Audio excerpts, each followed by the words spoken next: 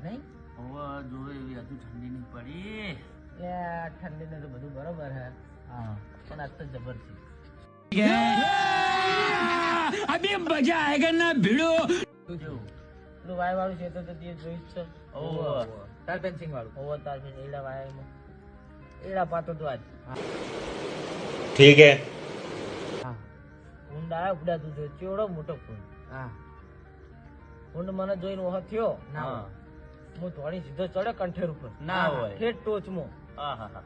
इतने तेजस्वी लोग हैं हमारे पास કુંડે ચડે ઠેઠ ટોચમાં